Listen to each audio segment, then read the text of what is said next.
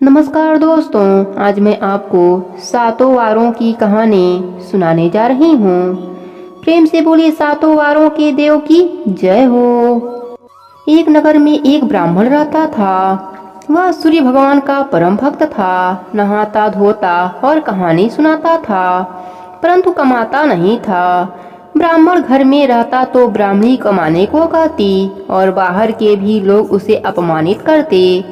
एक दिन ब्राह्मण जंगल में चला गया। वहाँ वह सूखे पीपल के नीचे बैठकर पूजा पाठ करने लगा और सूर्य भगवान की कथा कहानी कहने लगा। वहीं पर एक तालाब था। वहाँ पर थोड़ा ही पानी थी। उस तालाब से सूर्य भगवान को जल देता। पूजा का जल थोड़ा पीपल में जाता और थोड़ा तालाब में जाता।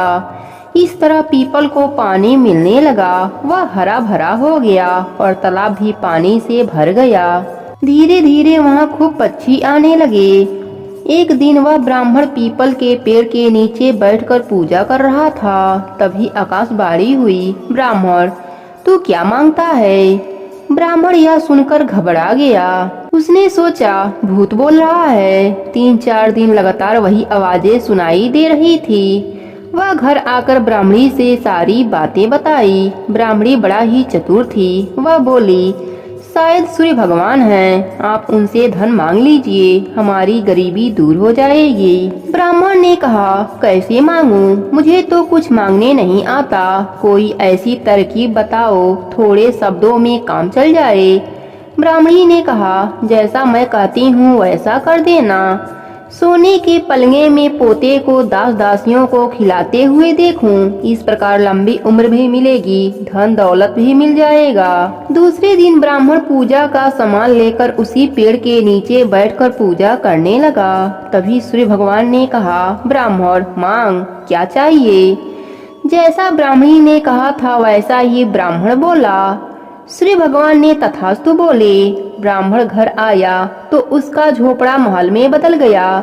ब्राह्मण ने एक दासी से बोला, मेरा यहाँ एक झोपड़ा था और एक बुढ़िया थी। तभी ब्राह्मणी बाहर निकल कर आई और बोली, यह हमारा ही घर है, आप अंदर चलिए। तब ब्राह्मण ने कहा, हम इतने धन का क्या करेंगे? तब ब्राह्मणी ने कहा, यज्ञ करेंगे, दान करेंगे, गरीबों की सेवा करेंगे। तब ब्राह्मण मान गया और उसने यह सब करने लगा। नगर के सारे लोग उसकी जयकारा लगाने लगे। उसी राज्य के राजा के पास यह बात गई तो उसने उस ब्राह्मण के घर आया और बोले, तुम अचानक से इतने धनी कैसे हो गए? तब ब्राह्मण सूर्य भगवान की महिमा बताई। अब राजा सहित पूरा नगर सूर्य भगवान का व्रत, उपासना और कथा करने लगे। रविवार का व्रत करने से सभी के घर धन धान से भर गए। राज्य में चारों तरफ खुशहाली छा गई। स्त्री पुरुष सुखी जीवन यापन करने लगे। सभी लोगों के शारीरिक कष्ट दूर हो गए। सभी स्वस्थ रहने लगे। रविवार व्रत करने से मनुष्य को मोक्ष प्राप्त होता है। स्त्री के बाझोपन दूर होते हैं। सभी पापों का नाश होता है। मनुष्य को धन, यश, मान सम्मान तथा आरोग्य की प्राप्ति होती है। शरीर में किसी भी प्रकार का चर्म रोग हो तो वह समाप्त हो जाता है। सातों वारों का आसरा, भरियो पीहर और सासरा, कहते सुनते हुंकार भरते सभी के भंडार भरे रहेंगे। प्रेम से बोलिए सातों वारों के देव की जय हो। एक नगर में एक धनी व्यापारी रहता था। दूर दूर तक उसका व्यापार फैला हुआ था। नगर में उस व्यापारी का लोग मान सम्मान करते। इतना सब कुछ होने पर भी वह व्यापारी बहुत दुखी था, क्योंकि उस व्यापारी का कोई पुत्र नहीं था। दिन रात एक ही चिंता सताती रहती कि उसके मृत्यु के बाद इतने बड़े व्यापार और धन संपत्ति को कौन संभालेगा। पुत्र पाने की इच्छा से वह व्यापारी प्रति सोमवार का व्रत किया करता। सायंकाल को शिवालय में घी का दीपक जलाया करता। उस व्यापारी की भक्ति देखकर एक दिन माता जी ने शिव जी से कहा, हे प्राणनाथ, यह व्यापारी आपका सच्चा भक्त है। कितने दिनों से यह सोमवार का व्रत और पूजा नियमित कर रहा है। प्रभु, आप इस व्यापारी की मनोकामना पूरी कर दीजिए। भगवान शिव ने मुस्कुराते हुए कहा, हे पार्वती, इस संसार में सबको उसके कर्म के अनुसार फल की प्राप्ति होती है। प्राणी जैसा कर्म करते हैं उन्हें वैसा ही फल प्राप्त होता है। इसके बावजूद भी पार्वती जी नहीं माने। उन्होंने आग्रह करते हुए कहा, नहीं प्राणनाथ, आपको इस व्यापारी की इच्छा पूरी करनी ही पड़ेगी। यह आपका अनन्य भक्त है, प्रति सोमवार व्रत करके आपका विधिवत पूजा करता है और पूजा अर्चना के बाद आपको भोग लगाकर एक समय भोजन करता है। आपको इसे पुत्र प्राप्ति का वरदान देना होगा। माता की इतना आग्रह देखकर भगवान शिव ने कहा, तुम्हारे आग्रह पर मैं इस व्यापारी को पुत्र प्राप्ति का वरदान देता हूँ, लेकिन इसका पुत्र 16 वर्ष से अधिक जीवित नहीं रहेगा। उसी रात भगवान शिव ने उस व्यापारी को सपने में दर्शन देकर उसे पुत्र का वरदान दिया और उसके पुत्र के 16 वर्ष तक जीवित रहने की बात भी बताई। भगवान के वरदान से व्यापारी को खुशी तो हुई, लेकिन पुत्र की अल्पायु की चिंता ने उस खुशी को नष्ट कर दिया। व्यापारी पहले की तरह सोमवार का व्रत करता रहा। कुछ समय पश्चात उसके घर एक सुंदर पुत्र उत्पन्न हुआ। पुत्र के जन्म से व्यापारी के घर में खुशियां भर गई। बहुत धूमधाम से पुत्र जन्म का समारोह मनाया गया।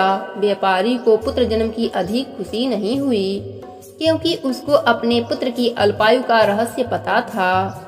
यह रहस्य घर में किसी को नहीं पता था। जब पुत्र 12 वर्ष का हुआ तो शिक्षा के लिए उसे वाराणसी भेजने का निश्चय किया।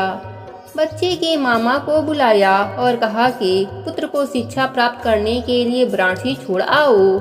लड़का अपने मामा के साथ शिक्षा प्राप्त करने के लिए चल दिया। मामा और भांजा जहाँ रात्रि विश्राम के लिए रुकते, वहीं यज्ञ करते और ब्राह्मणों को भोजन कराते। लंबी यात्रा के बाद मामा और भांजा एक नगर में पहुँचे। उस नगर में राजा के कन्या का विवाह की खुशी में पूरा नगर को सजाया गया था। निश्चित समय पर बारात आ गई, लेकिन वर के पिता अपने बेटे के एक आंख से काने होने के कारण बहुत चिंतित था। उसे इस बात का भय सता रहा था कि राजा को इस बात का पता चलने पर विवाह से इनकार कर देंगे। इससे उसकी बदनामी होगी। वर के पिता ने उस लड़के को देखा तो उसके मन में एक विचार आया। उसने सोचा, क्यों न इस लड़के को दूल्हा बनाकर राजकुमारी से विवाह करा दूं। विवाह के बाद इसे धन देकर विदा कर दूंगा और राजकुमारी को अपने नगर में ले जाऊंगा। वर के पिता ने इस विषय में बात की। मामा ने धन के लालच में इस बात को स्वीकार कर लिया। लड़के को दूल्हे का वस्त्र पहनाकर राजकुमारी से विवाह करा दिया गया। राजा ने बहुत सा धन देकर राजकुमारी को विदा किया। लड़का जब लौट रहा था तो सच नहीं छिपा सका और उसने राजकुमारी की ओढ़नी पर लिख दिया, राजकुमारी, तुम्हारा विवाह तो मेरे साथ हुआ है। मैं तो वाराणसी में शिक्षा प्राप्त करने जा रहा हूँ। अब तुम्हें जिस नवयुवक की पत्नी बनना पड़ेगा वह कान्हा है। जब राजकुमारी ने अपने ओढ़नी की बात पढ़ी तो उसने काने लड़के के साथ जाने से इनकार कर दिया। राजा ने सारी बातें जानकर राजकुमारी को महल में रख लिया। उधर लड़का अपने मामा के साथ वाराणसी पहुंच गया। गुरुकुल में पढ़ना शुरू कर दिया। जब उसकी आयु 16 वर्ष पूरी हुई तो उसने यज्ञ कराया, ब्राह्मणों को भोजन कराया और अन्य वस्त्र दान में दिया। रात में अपने शयन कक्ष में सो गया। शिव जी के वरदान के अनुसार शयन अवस्था में ही उसके प्राण पखेरु उड़ गए। सूर्य उदय पर मामा ने भांजे को मृत्यु देखकर रोने पीटने लगा। आसपास के लोग भी एकत्र होकर दुख प्रकट करने लगे। पार्वती माता सब देख रही थीं। पार्वती माता ने भगवान शिव जी से कहा, प्राणनाथ, मुझे इसके रोने के स्वर सहन नहीं हो रहे हैं। आप इसके कष्ट को दूर करें। शिव जी और माता अदृश्य रूप से समीप जाकर देखा और माता ने भगवान शिव जी से निवेदन किया, हे प्राणनाथ, आप इस लड़के को जीवित कर दीजिए, नहीं तो इसके माता पिता पुत्र के मृत्यु के कारण रो रो कर अपने प्राण को त्याग देंगे। इसके पिता आपके परम भक्त हैं। वर्षों से सोमवार व्रत करते हुए आपका विधिवत पूजा कर रहे हैं। माता के आग्रह पर भोलेनाथ ने लड़के को जीवित होने का वरदान दे दिया। कुछ ही पलों में वह जीवित होकर उठ बैठा। शिक्षा समाप्त करके लड़का मामा के साथ अपने नगर की ओर चल दिया। दोनों चलते हुए उसी नगर में पहुँचे जहाँ उसका विवाह हुआ था। उस नगर में भी यज्ञ का आयोजन किया। समीप से गुजरते हुए नगर के राजा ने यज्ञ का आयोजन देखा। राजा ने लड़के को तुरंत पहचान लिया। यज्ञ समाप्त होने पर राजा ने मामा भांजे को महल में ले गए और कुछ दिन अपने महल में रखकर बहुत सा धन वस्त्र देकर राजकुमारी के साथ विदा कर दिया। रास्ते में सुरक्षा के लिए राजा ने बहुत से सैनिकों को भी साथ भेजा। नगर में पहुंचते ही एक सिपाही को घर भेजकर अपने आगमन की सूचना भेजी। अपने बेटे के जीवित वापस लौटने की सूचना से व्यापारी बहुत प्रसन्न हुआ। भूखे प्यासे रहकर व्यापारी और उसकी पत्नी बेटे की प्रतीक्षा कर रहे थे। उन्होंने प्रतिज्ञा कर रखी थी कि यदि उन्हें अपने बेटे के मृत्यु का समाचार मिला तो दोनों अपने प्राण को त्याग देंगे। व्यापारी अपने पत्नी और मित्रों के साथ नगर के द्वार पर पहुंचा। अपने बेटे के विवाह का समाचार सुनकर पुत्रवधू राजकुमारी को देखकर उसका खुशी का ठिकाना न रहा। उसी रात भगवान शिव ने व्यापारी के सपने में आकर कहा, हे श्रेष्ठी, मैंने तेरे सोमवार के व्रत करने और व्रत की कथा सुनने से प्रसन्न होकर तेरे पुत्र की लंबी आयु प्रदान की है। व्यापारी बहुत प्रसन्न हुआ। सोमवार का व्रत करने से व्यापारी के घर में खुशियां लौट आई। शास्त्रों में लिखा है कि जो स्त्री या पुरुष सोमवार की विधिवत व्रत करते और व्रत की कथा सुनते हैं, उनकी सभी इच्छाएं पूरी हो जाती हैं। सातों वारों का आसरा, भरियो पीहर और सासरा, कहते सुनते हुंकार भरते सभी के भंडार भरे रहेंगे। प्रेम से बोलिए सातों वारों के देव की जय हो। एक बुढ़िया थी। वह मंगल देवता को अपना इष्ट देवता मानकर सदैव मंगल का व्रत करती और मंगल देव का पूजन किया करती। उसका एक पुत्र था जो मंगलवार को उत्पन्न हुआ था। इस कारण उसको मंगलिया के नाम से बोला करती। मंगल देव के दिन न तो घर को लिपती न ही पृथ्वी खोदा करती। एक दिन मंगल देवता उसकी श्रद्धा की परीक्षा लेने के लिए उसके घर में साधु का रूप बनाकर आए और द्वार पर आवाज दी। बुढ़िया ने कहा, महाराज क्या आज्ञा है? साधु कहने लगा कि बहुत भूख लगी है, भोजन बनाना है।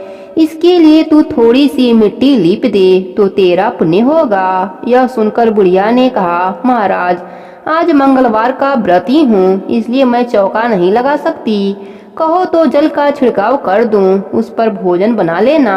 साधु कहने लगा कि मैं गोबर से ही लिपे चौके पर खाना बनाता हूँ। बुढ़िया ने कहा, पृथ्वी लिपने के सिवाय और कोई सेवा हो तो मैं सब कुछ करने के वास्ते उद्धत हूँ। तब साधु ने कहा कि सोच समझकर उत्तर दो, जो कुछ मैं कहूँ वह सब तुम्हें करना पड़ेगा। बुढ़िया कहने लगी, महाराज पृथ्वी लिपने के अलावा जो भी आज्ञा करेंगे उसका पालन मैं अवश्य करूंगी। बुढ़िया ने ऐसे 3 बार वचन दे दिया। तब साधु कहने लगा कि तू अपने लड़कों को बुलाकर औधा लिटा दे, मैं उसकी पीठ पर भोजन बनाऊंगा। साधु की बात सुनकर बुढ़िया चुप हो गई। तब साधु ने कहा, बुला ले लड़के को, अब सोच विचार क्या करती है। बुढ़िया मंगलिया कहकर पुकारने लगी। थोड़ी देर बाद लड़का आ गया। बुढ़िया ने कहा, जा बेटे, तुझको बाबा जी बुलाते हैं। लड़के ने बाबा जी से जाकर पूछा, क्या आज्ञा है महाराज? बाबा जी ने कहा कि जाओ अपनी माता जी को बुला लाओ। तब माता जी आई तो साधु ने कहा कि तू ही इसको लिटा दे। बुढ़िया ने मंगल देवता का स्मरण करते हुए लड़के को औधा लिटा दिया और उसकी पीठ पर अंगीठी रख दी। कहने लगी कि महाराज अब जो कुछ आपको करना है कीजिए, मैं जाकर अपना काम करती हूँ। साधु ने लड़के की पीठ पर रखी हुई अंगीठी में आग जलाई और उस पर भोजन बनाया। जब भोजन बन चुका तो साधु ने बुढ़िया से कहा कि अब अपने लड़के को बुलाओ, वह भी आकर भोग लगा ले। बुढ़िया कहने लगी कि यह कैसे आश्चर्य की बात है कि उसकी पीठ पर आपने आग लगाई और उसी को प्रसाद के लिए बुलाते हैं। क्या यह संभव है कि अब भी आप उसको जीवित समझते हैं? आप कृपा करके उसका स्मरण भी मुझको न कराइए और भोग लगाकर जहाँ जाना हो जाइए। साधु के अत्यंत आग्रह करने पर बुढ़िया ने ज्यों ही मंगलिया कहकर आवाज लगाई, त्यों ही एक ओर से दौड़ता हुआ वह आ गया। साधु ने लड़के को प्रसाद दिया और कहा कि माई तेरा व्रत सफल हो गया, तेरे हृदय में दया है, और अपने इष्ट देव में अटल श्रद्धा है, इसके कारण तुमको कभी कोई कष्ट नहीं पहुँचेगा। सातों वारों का आसरा भरियो पीहर और सासरा, कहते सुनते हुंकार भरते सभी के भंडार भरे रहेंगे। प्रेम से बोलिए सातों वार के देव की जय हो। एक समय एक व्यक्ति अपने पत्नी को विदा कराने के लिए अपने ससुराल पहुंचा। वहां पर कुछ दिन रहने के पश्चात सास ससुर से विदा करने के लिए कहा, किंतु सबने कहा कि आज बुधवार का दिन है, आज के दिन गमन नहीं करते। वह व्यक्ति किसी प्रकार न माना और हठ धर्मी करके बुधवार के दिन ही पत्नी को विदा कराकर अपने नगर को चल पड़ा। राह में उसकी पत्नी को प्यास लगी तो उसने अपने पति से कहा कि मुझे बहुत जोर से प्यास लगी है। तब वह व्यक्ति लोटा लेकर रथ से उतरकर जल लेने गया। जैसे ही वह व्यक्ति पानी लेकर अपने पत्नी के निकट आया तो वह यह देखकर आश्चर्य से चकित रह गया कि ठीक अपने ही जैसी सूरत तथा वेशभूषा में वह व्यक्ति उसकी पत्नी के साथ रथ में बैठा हुआ है। उसने क्रोध से कहा कि तू कौन है जो मेरी पत्नी के निकट बैठा हुआ है। दूसरा व्यक्ति बोला, यह मेरी पत्नी है, मैं अभी अभी ससुराल से विदा कराकर लाया हूँ। वे दोनों व्यक्ति परस्पर झगड़ने लगे। तभी राज्य के सिपाही आकर लोटे वाले व्यक्ति को पकड़ने लगे। स्त्री से पूछा, तुम्हारा असली पति कौन सा है? तब पत्नी शांत ही रही, क्योंकि दोनों एक जैसे थे। वह किसे अपना असली पति कहे। वह व्यक्ति ईश्वर से प्रार्थना करता हुआ बोला, हे परमेश्वर, यह क्या लीला है कि सच्चा झूठा बन गया। तभी आकाशवाणी हुई कि मूर्ख, आज बुधवार के दिन तूने गमन नहीं करना था, तूने किसी की बात नहीं मानी, यह सब लीला बुद्धदेव भगवान की है। उस व्यक्ति ने बुद्धदेव से प्रार्थना की और अपने गलती के लिए क्षमा मांगी। तब बुद्धदेव जी अंतर ध्यान हो गए। वह अपनी स्त्री को लेकर घर आया तथा बुधवार का व्रत वे दोनों पति पत्नी नियम पूर्वक करने लगे। जो व्यक्ति इस कथा को श्रवण करता है तथा सुनाता है, उसको बुधवार के दिन यात्रा करने का कोई दोष नहीं लगता, उसको सब प्रकार के सुखों की प्राप्ति होती है। सातों वारों का आसरा भरियो पीहर और सासरा, कहते सुनते हुंकार भरते सभी के भंडार भरे रहेंगे। प्रेम से बोलिए सातों वारों के देव की जय हो। बहुत समय पहले की बात है। भारतवर्ष में एक राजा राज्य करता था। वह अति प्रतापी एवं दानी था। वह प्रतिदिन मंदिर में भागवत दर्शन करने जाता था और गुरु और ब्राह्मण की सेवा भी करता था। उसके द्वार से कोई भी याचक निराश नहीं लौटता। वह प्रत्येक गुरुवार को व्रत रखता और पूजन करता, हर दिन गरीबों की मदद करता। परंतु यह सब बातें उसकी रानी को पसंद नहीं थी। वह न व्रत करती और न किसी को एक भी पैसा दान के रूप में देती। वह राजा को भी ऐसा करने से रोकती थी। यह उस समय की बात है जब राजा शिकार खेलने वन को गए थे। महल में सिर्फ रानी और दासी थीं। उस समय गुरु बृहस्पति साधु का रूप धारण कर राजा के दरवाजे पर भिक्षा मांगने आए। साधु ने रानी से भिक्षा मांगी तो वह कहने लगी, हे साधु महाराज, मैं इस दान पुण्य से तंग आ गई हूँ। इस काम के लिए मेरे तो पतिदेव ही बहुत हैं। अब आप ऐसा कृपा करें कि यह सारा धन नष्ट हो जाए ताकि मैं आराम से रह सकूं। साधु का भेष धरे बृहस्पति देव ने कहा, हे देवी, तुम बड़ी विचित्र हो। संतान और धन से कोई दुखी नहीं होता, सभी इसे चाहते हैं। पापी भी पुत्र और धन की इच्छा करता है। अगर तुम्हारे पास धन बहुत है तो भूखे मनुष्यों को भोजन कराओ, ब्राह्मणों को दान दो, प्याऊ बनवाओ, धर्मशालाएं बनवाओ, कुआं तालाब बावड़ी बाग बगीचे आदि बनवाओ तथा निर्धनों की कुंवारी कन्याओं का विवाह कराओ, साथ ही यज्ञ आदि करो। इस प्रकार के कर्मों से आपके कुल का एवं आपका नाम लोक परलोक में प्रसिद्ध होगा एवं तुम्हें स्वर्ग की प्राप्ति होगी। किंतु वह मूर्ख रानी साधु की इन बातों से खुश नहीं हुई। वह बोली, हे साधु महाराज, मुझे ऐसी संपत्ति की आवश्यकता नहीं जो मेरे काम न आए तथा जिनको मैं अन्य लोगों को दान दूं, जिनको रखने और संभालने में ही सारा समय नष्ट हो जाए। साधु ने रानी को समझाने का बहुत प्रयास किया, परंतु रानी अपनी बात पर अडिग रही। तब साधु ने कहा, हे देवी, यदि तुम्हारी ऐसी इच्छा है तो जैसा मैं तुम्हें बताता हूँ तुम वैसा ही करना। बृहस्पतिवार के दिन गोबर से घर को लीपना, अपने केसों को पीली मिट्टी से धोना, केसों को धोते समय स्नान करना, राजा से कहना कि वह भी हजामत बनवाए, भोजन में मांस मदिरा खाना, कपड़े धोबी के यहाँ धुलने को देना। इस तरह 7 बृहस्पतिवार निरंतर करने से तुम्हारा सब धन नष्ट हो जाएगा। ऐसा कहकर साधु रूपी बृहस्पति देव अंतर ध्यान हो गए। रानी ने साधु के कहे अनुसार ही 7 बृहस्पतिवार वैसा ही करने का विचार किया। साधु के बताए अनुसार करते हुए उसे केवल 3 बृहस्पतिवार ही बीते थे कि उसकी समस्त धन संपत्ति नष्ट हो गई।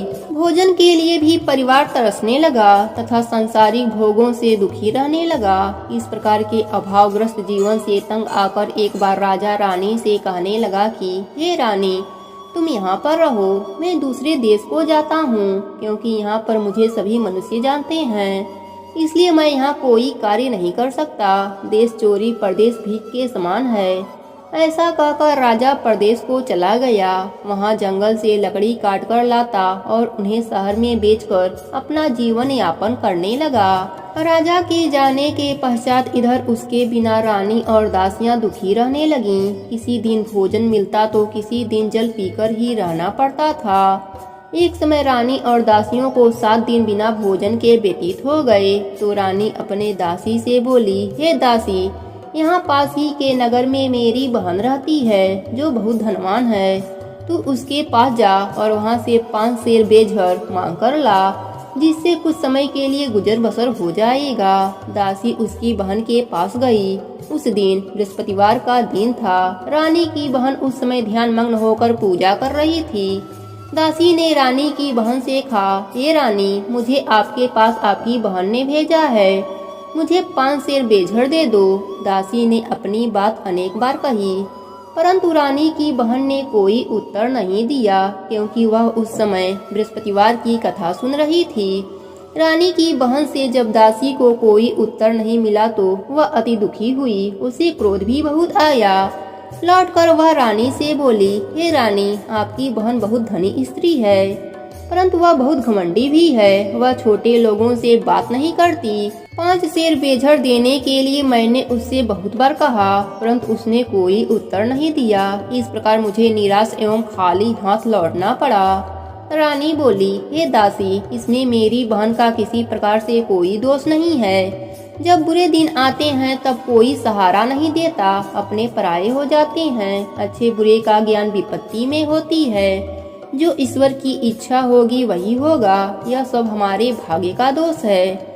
उधर पूजा समाप्त होने के पश्चात रानी की बहन ने सोचा कि मेरी बहन की दासी आई थी, परंतु मैंने उसे कोई उत्तर नहीं दिया, इससे वह बहुत दुखी होगी। कथा सुनकर तथा विष्णु भगवान का प्रसाद ग्रहण कर वह अपनी बहन के घर गई तथा बोली, हे बहन, मैं बृहस्पतिवार का व्रत करती थी, तुम्हारी दासी आई, परंतु कथा समाप्त होने से पूर्व न उठते हैं और न बोलते हैं, इसलिए मैं नहीं बोली। बताओ, दासी किस कार्य से मेरे पास आई थी?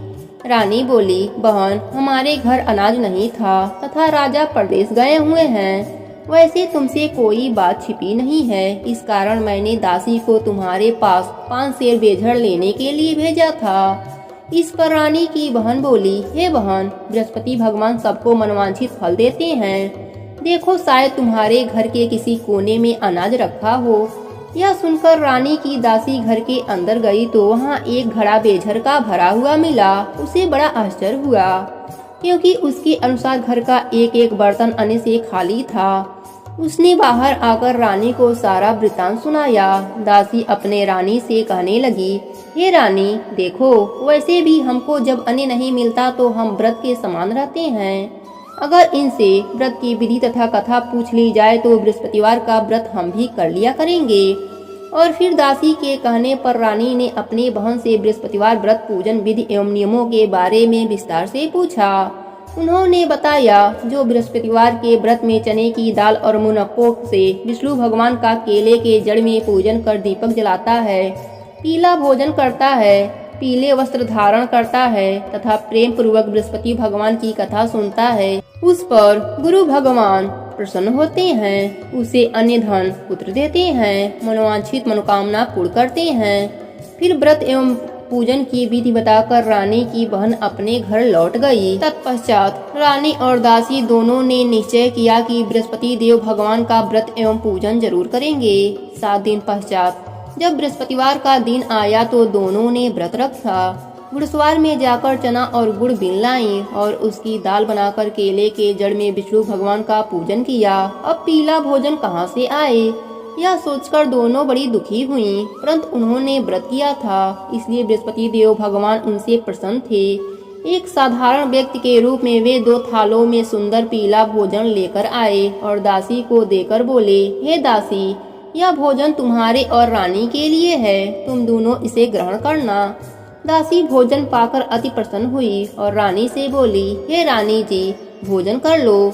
रानी को भोजन के विषय में कुछ नहीं पता था, इसलिए वह दासी से बोली, जा तू ही भोजन कर, क्योंकि तू व्यर्थ में ही हमारी हंसी उड़ाती है। दासी बोली, हे रानी, एक व्यक्ति भोजन दे गया है। रानी बोली, वह भोजन तेरे लिए ही दे गया होगा, इसलिए तू भोजन कर।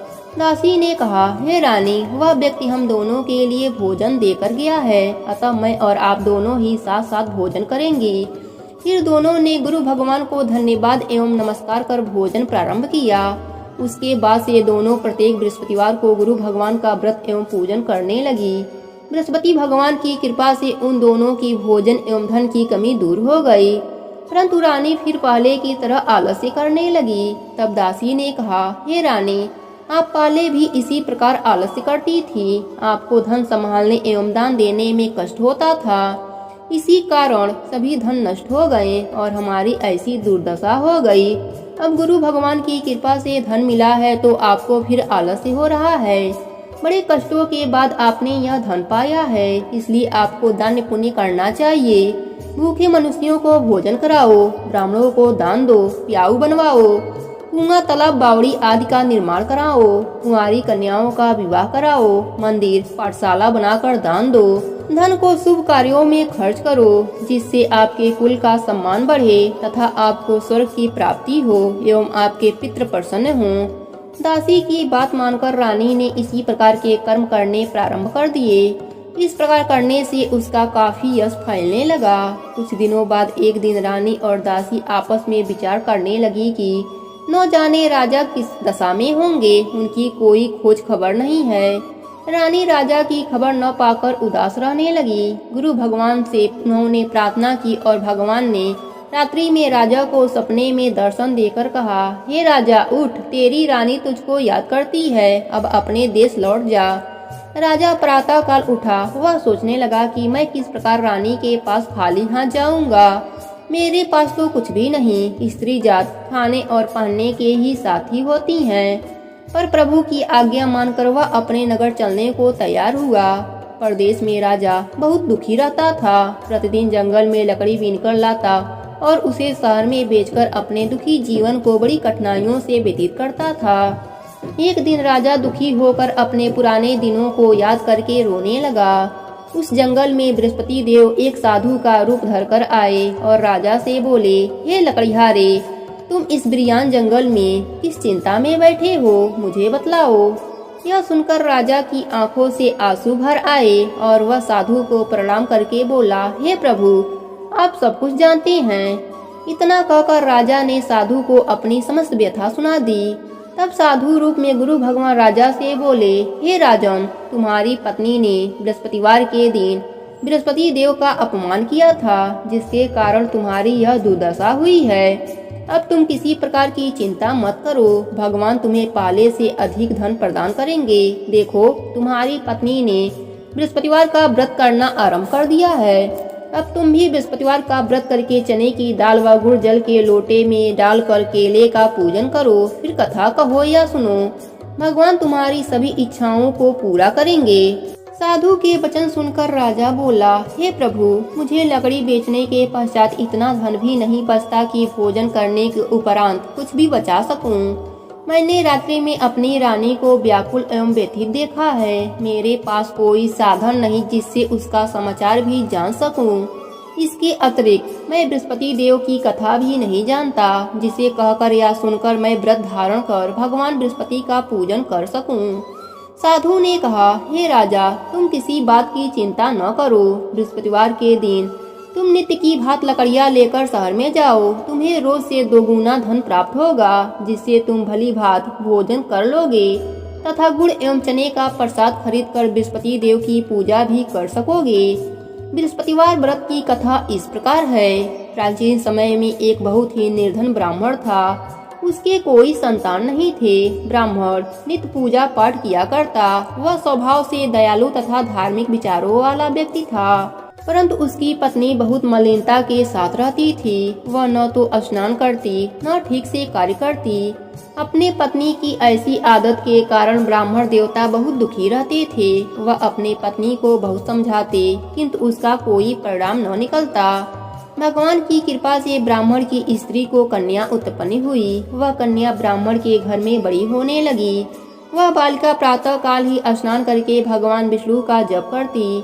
बृहस्पतिवार का व्रत भी करने लगी। पूजा पाठ समाप्त कर पाठशाला जाती तो अपनी मुट्ठी में जौ भर कर ले जाती और पाठशाला जाने के रास्ते में डालती जाती। भगवान बृहस्पति देव की कृपा से वही जौ सोने के हो जाते, तो लौटते समय उनको बीनकर घर लाती। एक दिन वह बालिका सूप में उन सोने के जौ को फटक कर साफ कर रही थी। तभी उसकी माँ ने उसे देख लिया और कहा, हे बेटी, सोने के जौ को फटकने के लिए सूप भी तो सोने के होने चाहिए। दूसरे दिन बृहस्पतिवार का दिन था। कन्या ने व्रत रखा और भगवान बृहस्पति देव से प्रार्थना करने लगी, हे प्रभु, यदि मैंने सच्चे मन से श्रद्धा पूर्वक आपका पूजन एवं व्रत किया हो तो कृपया मुझे सोने का सूप दे दो। बृहस्पति देव ने उसकी प्रार्थना स्वीकार कर ली। नित्य की भांति वह कन्या जौ फैलाती हुई पाठशाला चली गई। पाठशाला से लौटकर जब वह जौ बीन रही थी तो बृहस्पति भगवान की कृपा से उसे सोने का सूप प्राप्त हुआ। उस सोने के सूप को वह घर ले आई और उससे जौ साफ करने लगी, परंतु उसकी माँ का आचरण वैसा ही रहा। एक दिन वह कन्या सोने के सूप में जौ साफ कर रही थी। उसी समय अचानक उस नगर का राजकुमार वहां से होकर निकला। कन्या के रूप एवं कार्य को देखकर राजकुमार कन्या पर मोहित हो गया। राजमहल लौटकर राजकुमार अन्न और जल त्याग कर उदास होकर लेट गया। राजा को जब अपने पुत्र द्वारा अन्न जल त्यागने का समाचार ज्ञात हुआ तो अपने मंत्रियों के साथ वह राजकुमार के पास गए और बोले, हे बेटा, तुम्हें किस बात का दुख है? किसी ने तुम्हारा अपमान किया है अथवा कोई और कारण है? मुझे बताओ, मैं वही करूँगा जिससे तुम प्रसन्न हो जाओ। राजकुमार ने अपने पिता की बातें सुनी तो वह बोला, आपकी कृपा से मुझे किसी प्रकार का कष्ट नहीं है। किसी ने मेरा अपमान भी नहीं किया है, परंतु मैं उस कन्या के साथ विवाह करना चाहता हूँ जो सोने के सूप में जौ फटक रही थी। यह सुनकर राजा आश्चर्य में पड़ गया और बोला, हे राजकुमार, इस तरह की कन्या का पता तुम लगाओ, मैं तुम्हारा विवाह उसके साथ अवश्य ही कर दूंगा। तब राजकुमार ने प्रसन्न होकर राजा को उस ब्राह्मण कन्या के घर का पता बताया। राजा के आदेश पर मंत्री उस कन्या के घर गए और राजा का आदेश ब्राह्मण को कह सुनाया। कुछ ही दिन बाद ब्राह्मण कन्या का विवाह राजकुमार के साथ हो गया। घर से कन्या को विदा होते ही उस ब्राह्मण के घर में पहले की तरह निर्धनता वास करने लगी। अब भोजन के लिए अनाज भी बड़ी मुश्किल से मिलती। एक दिन दुखी होकर ब्राह्मण देवता अपने बेटी से मिलने गए। बेटी पिता की ऐसी अवस्था को देखकर अत्यंत दुखी हुई और उसने अपनी माँ का समाचार पूछा।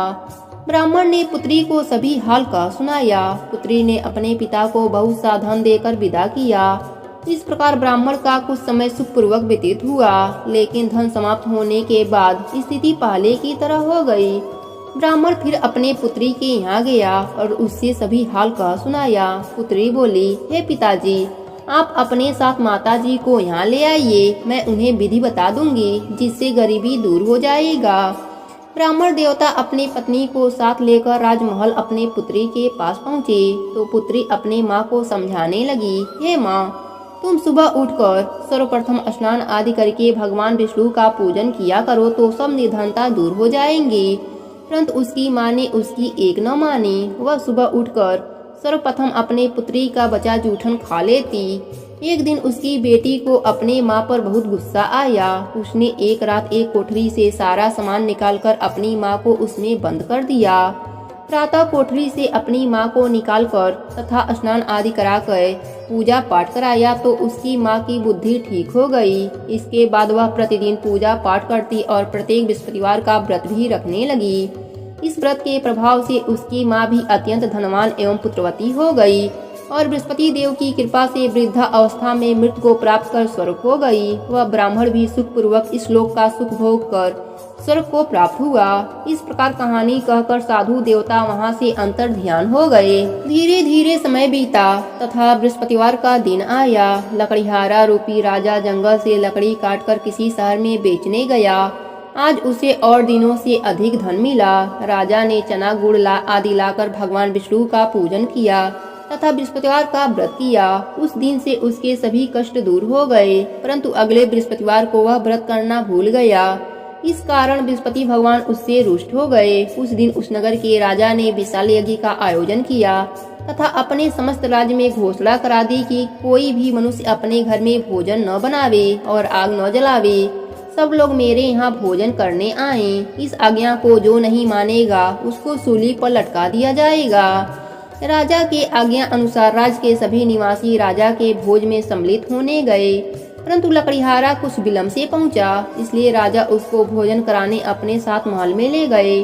जब राजा लकड़ीहारे को भोजन करा रहा था तो रानी की दृष्टि उस खूंटी पर पड़ी जिस पर उसका 9 लखा हार टंगा हुआ था। उसे हार खूंटी पर लटका नहीं दिखाई दिया। रानी को निश्चय हो गया कि मेरा हार इस लकड़ीहारे ने चुरा लिया है। उसी समय रानी की जिद पर राजा ने सैनिक बुलाकर लकड़ीहारे को जेल में डलवा दिया।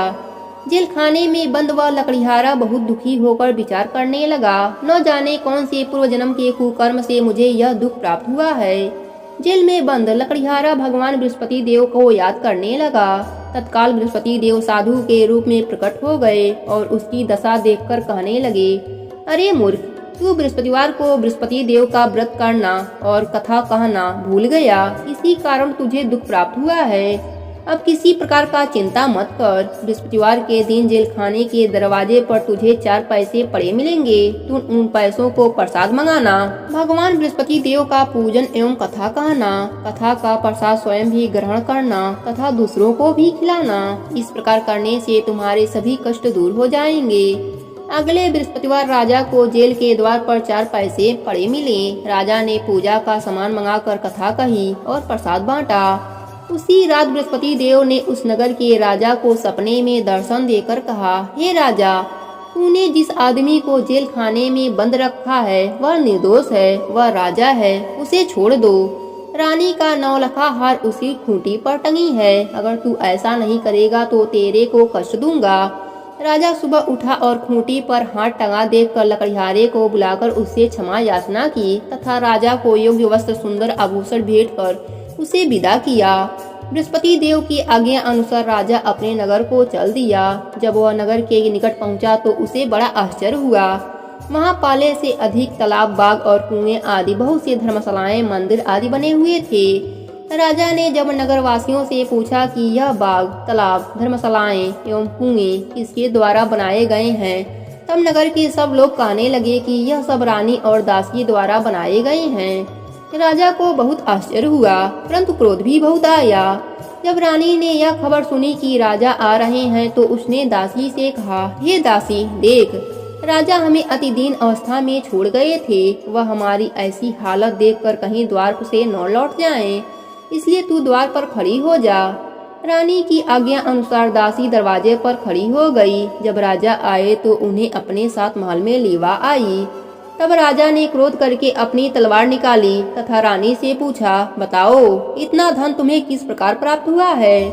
तब रानी ने बताया कि हमें यह सब धन बृहस्पति देव के व्रत के प्रभाव से प्राप्त हुआ है। अब राजा ने निश्चय किया कि 7 दिन बाद तो सभी बृहस्पति देव का पूजन करते हैं, परंतु मैं प्रतिदिन दिन में 3 बार कथा कहा कहूँगा तथा नित्य व्रत किया करूँगा।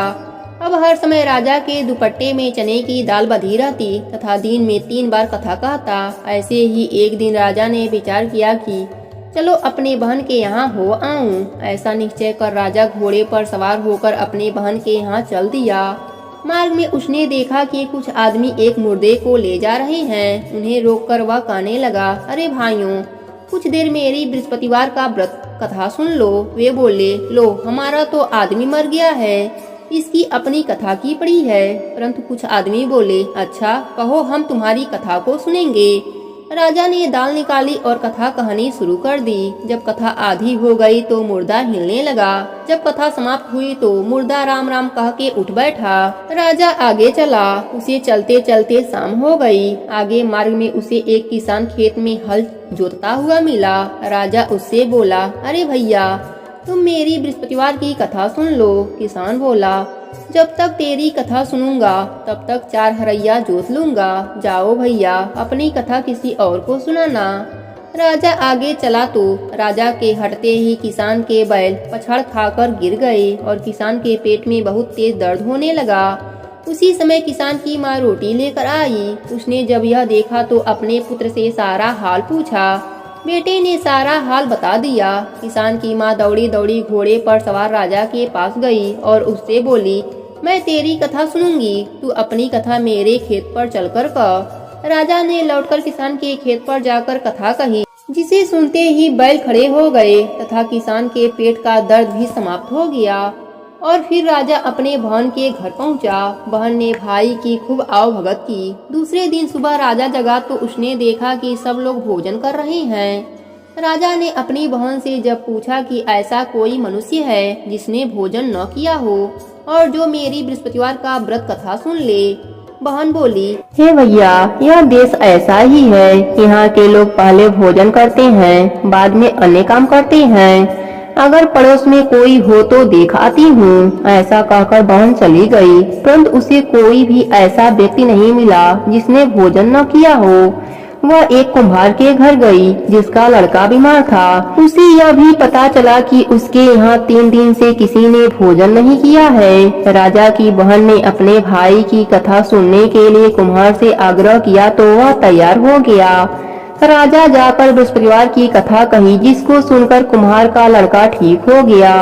अब तो राजा की हर ओर प्रशंसा होने लगी। कुछ दिन बाद एक दिन राजा ने अपने बहन से कहा, हे बहन, मैं अपने घर जाऊंगा, तू भी तैयार हो जाओ। राजा की बहन ने अपने सास से अपने भाई के साथ जाने की आज्ञा मांगी। सास बोली, चली जा, परंतु अपने लड़कों को यहीं छोड़ जाना, क्योंकि तेरे भाई को कोई संतान नहीं है। बहन ने भाई से कहा, हे भैया, मैं तो चलूंगी, परंतु कोई बालक नहीं जाएंगे। राजा ने कहा, जब कोई बालक साथ नहीं चलेंगे तब तुम क्या करोगी। दुखी मन से राजा अपने नगर को लौट आया। राजा अपने रानी से बोला, हम निर्वंशी हैं, हमारा मुंह देखना भी धर्म नहीं है। वह उदास होकर बिना भोजन किए सैया पर लेट गया। रानी बोली, हे प्रभु, भगवान बृहस्पति देव ने हमें सब कुछ दिया है, वह हमें संतान भी अवश्य देंगे। उसी रात बृहस्पति देव ने राजा को सपने में दर्शन देकर कहा, हे राजा, उठ, सभी सोच त्याग दे, तेरी रानी गर्भवती है। तब राजा बोला, हे रानी, स्त्री बिना भोजन के रह सकती है, परंतु बिना कहे नहीं रह सकती। जब मेरी बहन आवे तो तुम उससे कुछ मत कहना। रानी ने हाँ कह दिया। और जब राजा की बहन ने यह शुभ समाचार सुना तो वह अति प्रसन्न हुई तथा बधाई लेकर अपने भाई के यहाँ आई। रानी ने कहा, घोड़ा चढ़कर नहीं आई, गधा चढ़कर आई। राजा की बहन बोली, भाई, मैं इस प्रकार न कहती तो तुम्हें औलाद सुख कैसे मिलती। भगवान बृहस्पति देव ऐसे ही हैं, जैसे जिसके मन में कामनाएं हैं सभी को पूर्ण कर मनोवांछित फल देते हैं। 7 वारों का आसरा, भरियो पीहर और सासरा। कहते सुनते हुंकार भरते सभी के भंडार भरे रहेंगे। प्रेम से बोलिए 7 वारों के देव की जय हो। एक बुढ़िया थी और उसके 7 पुत्र थे। 6 कमाने वाले थे, एक निकम्मा था। बुढ़िया माँ 6 पुत्रों की रसोई बनाती, भोजन कराती और पीछे से जो कुछ बचता उसको 7वें को दे देती। परंतु वह भोला भाला था, मन में कुछ विचार न करता। एक दिन अपने बहू से बोला, देखो मेरी माता का मुझ पर कितना प्यार है। वह बोली, क्यों नहीं, सबका जूठा बचा हुआ तुमको खिलाती है। वह बोला, ऐसा नहीं हो सकता, मैं जब तक अपने आँखों से न देखूं मान नहीं सकता। बहू ने हंसकर कहा, तुम देख लोगे तब तो मानोगे। कुछ दिन बाद बड़ा त्योहार आया। घर में 7 प्रकार के भोजन और चूरमा के लड्डू बने। वह जांचने को सिर दर्द का बहाना कर पतला कपड़ा सिर पर ओढ़कर रसोई में सो गया और कपड़े में से सब देखता रहा। 6 भाई भोजन करने आए। उसने देखा माँ ने उनके लिए सुंदर सुंदर आसन बिछाए, 7 प्रकार की रसोई परोसी। वह आग्रह करके जिमाती। वह देखता रहा। 6 भाई भोजन कर उठे। तब माता ने उनकी जूठी थालियों में से लड्डुओं के टुकड़ों को उठाया, एक लड्डू बनाया। जूठन साफ करके बुढ़िया माँ ने पुकारा, उठो बेटा, 6 भाई भोजन कर गए, तू बाकी है, उठना, कब खाएगा। वह कहने लगा, माँ मुझे भोजन नहीं करना, मैं परदेश जा रहा हूँ। माता ने कहा, कल जाता हो तो आज ही जा। वह बोला, हाँ हाँ आज ही जा रहा हूँ। यह कहकर वह घर से निकल गया। चलते चलते बहू की याद आई। वह गौशाला में उबले पाथ रही थी। वहीं जाकर उससे बोला, हम जामे परदेश को, आवेंगे कुछ काल, तुम रहियो संतोष से, धर्म अपना पाल। वह बोली, जाओ पिया आनंद से, हमरो सोच हटाए, राम भरोसे हम रहे, ईश्वर तुम्हें सहाय। देख निशानी आपकी, देह धरू मैं धीर, सुधि हमारी मति बिसरियो, रखियो मन गंभीर। वह बोला, मेरे पास तो कुछ नहीं, यह अंगूठी है, सो ले ले और अपनी कुछ निशानी मुझे दे दे। वह बोली, मेरे पास क्या है, यह गोबर भरा हाथ है। यह कहकर उसकी पीठ में गोबर के हाथ की थाप मार दी। वह चल दिया। चलते चलते दूर देश में पहुंचा। वहां पर एक साहूकार की दुकान थी। वहां जाकर कहने लगा, भाई मुझे नौकरी पर रख ले। साहूकार को जरूरत थी। बोला, रह जा। लड़के ने पूछा, तनख्वाह कितना दोगे।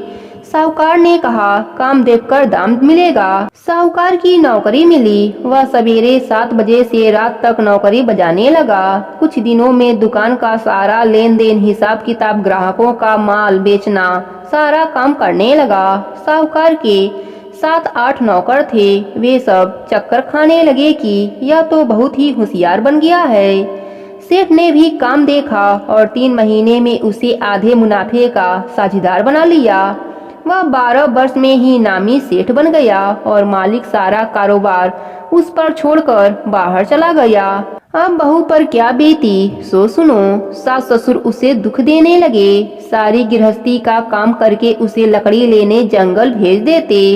इस बीच घर की रोटियों के आटे में से जो भूसी निकलती उसकी रोटी बनाकर रख दी जाती और फूटे नारियल के खोपड़े में पानी। इस तरह दिन बीतते रहे।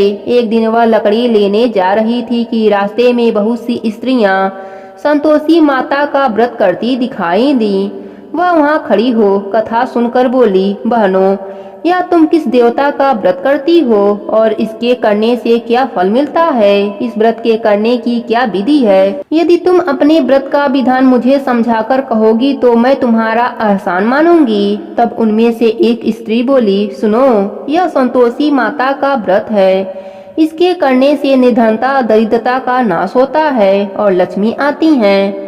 मन की चिंताएं दूर होती हैं। घर में सुख होने से मन को प्रशंसा और शांति मिलती है। निपुत्र को पुत्र मिलता है। प्रियतम बाहर गया हो तो जल्दी आवे। कुंवारी कन्या को मनपसंद वर मिले।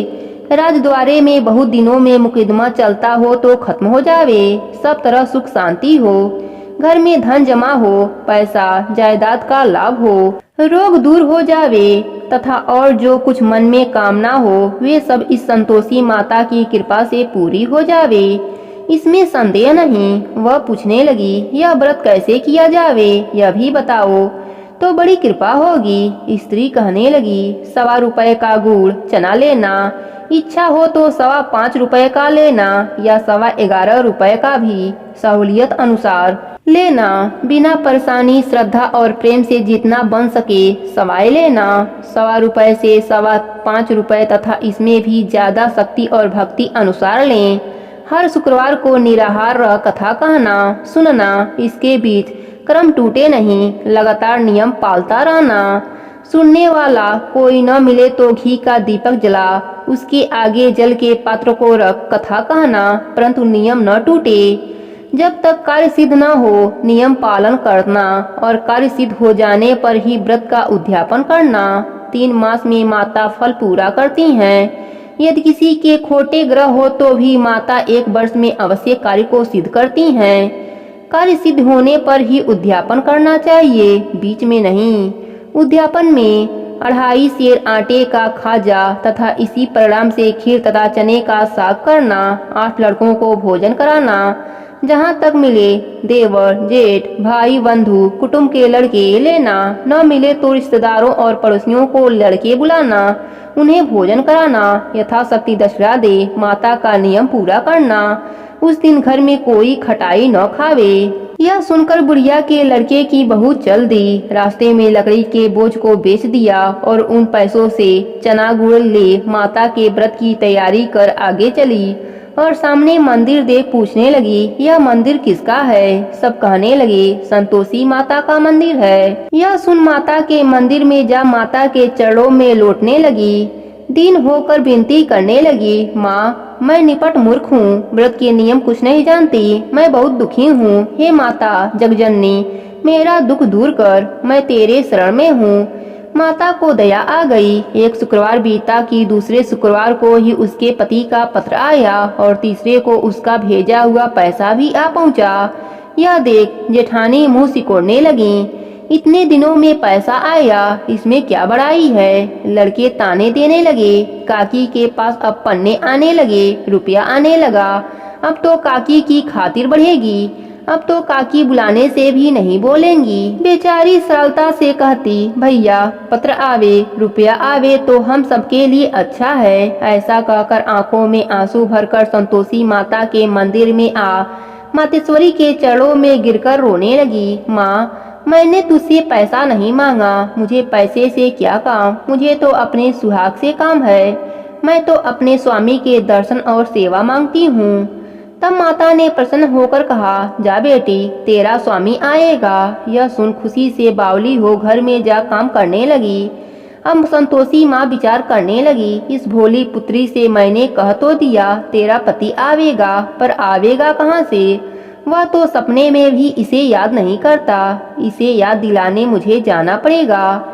इस तरह माता बुढ़िया के रूप में बेटे के पास जा सपने में प्रकट होकर कहने लगी, साहूकार के बेटे सोता है या जागता है? वह बोला, माता सोता भी नहीं हूँ जागता भी नहीं हूँ, बीच में हूँ।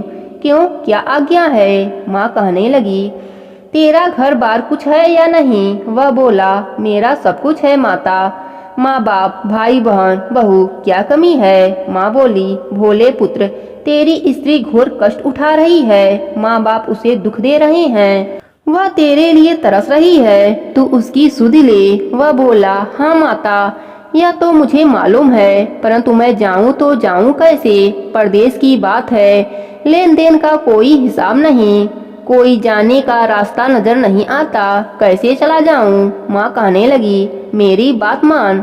सवेरे नहा धोकर संतोषी माता का नाम ले घी का दीपक जला दंडवत कर दुकान पर जा बैठना। देखते देखते तेरा लेन देन सब चुकता हो जाएगा, जमा माल बिक जाएगा, सांझ होते होते धन का ढेर लग जाएगा। सवेरे बहुत जल्दी उठ उसने लोगों से अपने सपने की बात कही तो वे सब उसकी बात अनसुनी कर हंसने लगे। कहीं सपने भी सच होते हैं? एक बूढ़ा बोला, देख भाई मेरी बात मान, इस प्रकार सांझ झूठ करने के बदले देवता ने जैसा कहा है वैसा ही करने से तेरा क्या जाता है? वह बूढ़े की बात मान स्नान कर संतोषी माँ को दंडवत कर घी का दीपक जला दुकान पर जा बैठा। थोड़ी देर में वह क्या देखता है कि देने वाले रुपया लाए, लेने वाले हिसाब लेने आए।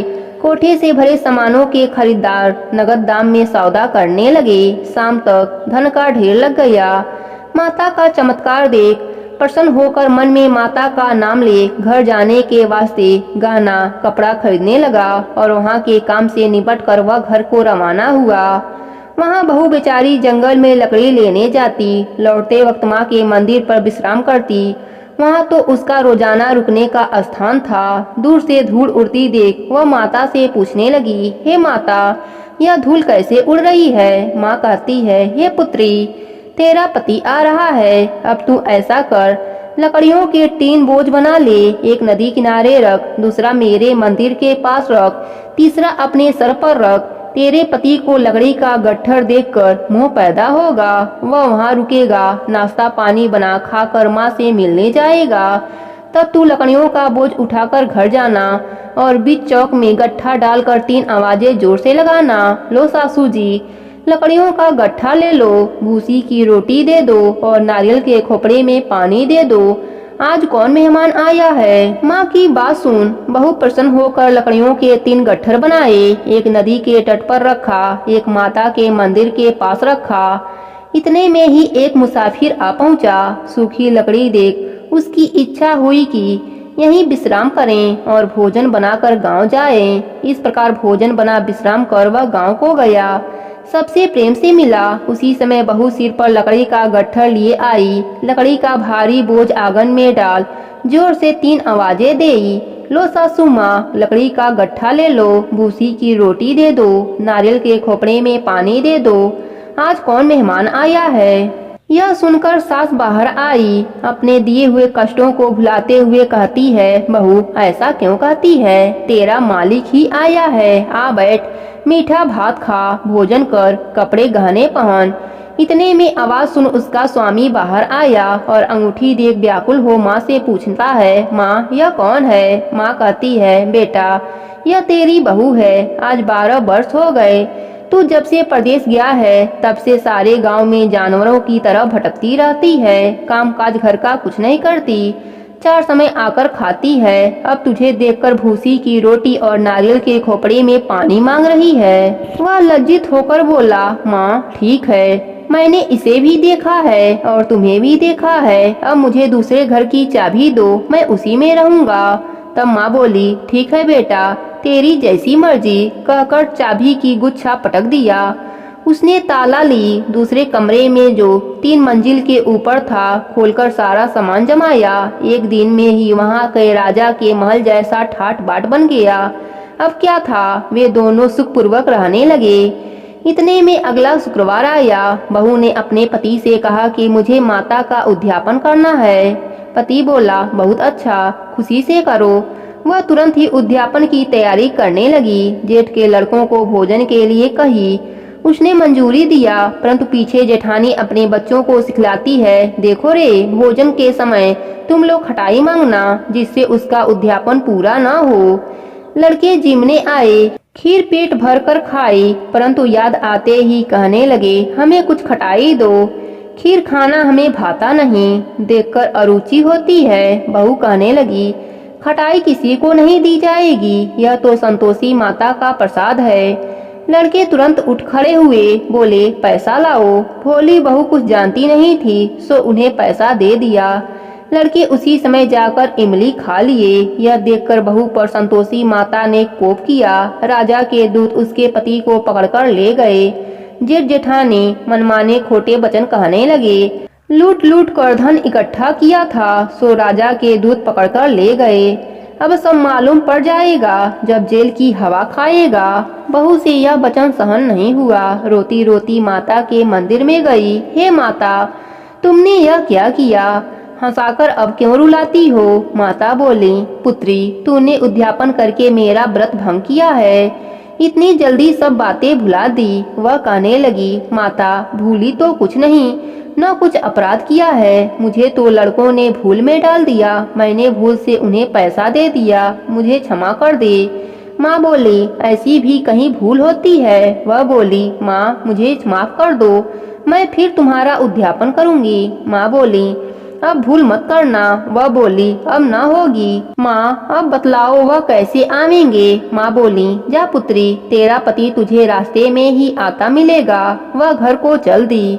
राह में पति आता मिला। उसने पूछा, तुम कहाँ गए थे? तब वह कहने लगा, इतना धन कमाया है, उसका टैक्स राजा ने मांगा है, वह भरने गया था। वह प्रसन्न होकर बोली, भला हुआ, अब घर चलो। कुछ दिन बाद फिर शुक्रवार आया। वह बोली, मुझे माता का उद्यापन करना है। पति ने कहा, करो। वह फिर जेठ के लड़कों से भोजन करने को कही। जेठानी ने तो 1-2 बातें सुनाई और लड़कों को सिखा दिया कि तुम पहले ही खटाई मांगना।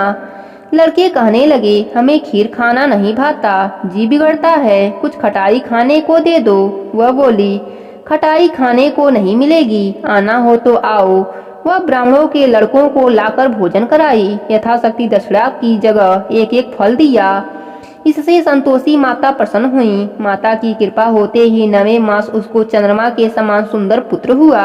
पुत्र को लेकर प्रतिदिन माता जी के मंदिर में जाने लगी। माँ ने सोचा कि यह रोज आती है, आज क्यों न मैं इसके घर चलूं, इसका आसरा देखूं तो सही। यह विचार कर माता ने भयानक रूप बनाया। गुड़ और चने से सना मुख, ऊपर सूर के समान ओठ, उस पर मक्खियां भिन भिन कर रही थीं। दहलीज में पाँव रखते ही उसकी सास चिल्लाई, देखो रे, कौन चुड़ैल डाकिनी आ गई है, लड़को इसे भगाओ, नहीं तो यह किसी को खा जाएगी। लड़के डरने लगे, चिल्लाकर खिड़कियां बंद करने लगे। छोटी बहू रोशनदान में से देख रही थी, प्रशंसा से पागल होकर चिल्लाने लगी, आज मेरी माताजी मेरे घर आई हैं। यह कहकर बच्चे को दूध पिलाने से हटाती, इतने में सास का क्रोध फूट पड़ा। बोली, राण, इसे देखकर कैसी उतावली हुई है जो बच्चे को पटक दिया। इतने में माँ के प्रताप से जहाँ देखो वहीं लड़के ही लड़के नजर आने लगे। वह बोली, माँ जी, मैं जिनका व्रत करती हूँ यह वही संतोषी माता है। इतना कह झट से सारे घर के किवाड़ खोल देती है। सबने माता के चरण पकड़ लिए और विनती करने लगे, हे माता, हम मूर्ख हैं, हम अज्ञानी हैं, पापी हैं, तुम्हारे व्रत की विधि हम नहीं जानते, तुम्हारा व्रत भंग कर हमने बहुत बड़ा अपराध किया है। हे माता, आप हमारा अपराध क्षमा करो। इस प्रकार माता प्रसन्न हुई। माता ने बहू को जैसा फल दिया वैसा सबको दें, जो पढ़े उसका मनोरथ पूर्ण हो। बोलो संतोषी माता की जय हो। प्राचीन समय की बात है, एक गांव में एक सेठ जी रहते थे। उनके 7 बहुएं थीं। एक दिन वह व्यापार करने के लिए जा रहे थे। रास्ते में काले कौवे पर सवार शनि देव जी मिले और सेठ जी से बोले, हे सेठ, हम तुम पर आ रहे हैं। तब सेठ जी बोले कि हम अपने घर वालों से पूछ आवें, तब आप आ जाना। सेठ जी घर आकर घर वालों से बोले, रास्ते में शनिदेव जी मिले थे और कह रहे थे मुझ पर आने के लिए, तो मैं क्या कहूँ। बड़ी बहू बोली, पिताजी, हम तो पढ़े लिखे नहीं हैं, छोटी बहू से पूछ लो। छोटी बहू मायके गई थी। तब सेठ जी समधी के वहाँ गए। समधी ने खूब आदर सत्कार किया और पूछा, कैसे आना हुआ। सेठ जी बोले, हम बहू से मिलने आए थे। तब छोटी बहू आई, बोली, पिताजी कहिए। सेठ जी बोले, रास्ते में काले कौवे पर सवार शनिदेव जी मिले थे और बोले कि मैं तुम पर आऊंगा, हम क्या उनसे कहें। तब छोटी बहू बोली, पिताजी आप उनसे कहना, आप सुमति में आवें और कुमति में न आवें, और सोने लोहे के पैर नहीं आवें, तांबे और चांदी के पैर आवें। जैसे छोटी बहू ने कहा था वैसा ही सेठ जी ने कह दिया। अब शनिदेव जी आ गए। देखने लगे कि बहू ने खाना बनाया। उसने 2 बार सब्जी में नमक डाल दिया। ससुर जी खाना खाने लगे। सास ने पूछा कि भोजन कैसा बना है। तब ससुर जी बोले कि अच्छा बना है, स्वादिष्ट बना है। सारे बेटे बारी बारी से खाना खाकर चले गए। अब बहुओं ने भी खाना खा लिया। जिसने नमक डाला था वह खाना खाने बैठी। जैसे ही उसने पहला कौर मुंह में डाला तो उसके मुंह से अनायास ही निकल पड़ा, अरे राम, कितना नमक है। और सब लोगों ने कैसे खा लिया और किसी ने कुछ कहा भी नहीं। भगवान ने मुझे कितना अच्छा परिवार दिया है, कितने अच्छे हैं लोग। अब नमक का मैं ध्यान रखूंगी। शनि महाराज बैठे बैठे सब सुन रहे थे। शनि महाराज बोले, जिस घर में इतनी सुमति है, इतनी अच्छी बहू है, वहाँ मैं कहाँ कुछ बिगाड़ सकता। और सुख सौभाग्य का आशीर्वाद देकर वह चले गए। 7 वारों का आसरा, भरियो पीहर और सासरा, कहते सुनते हुंकार भरते सभी के भंडार भरे रहेंगे। प्रेम से बोलिए 7 वार के देव की जय हो।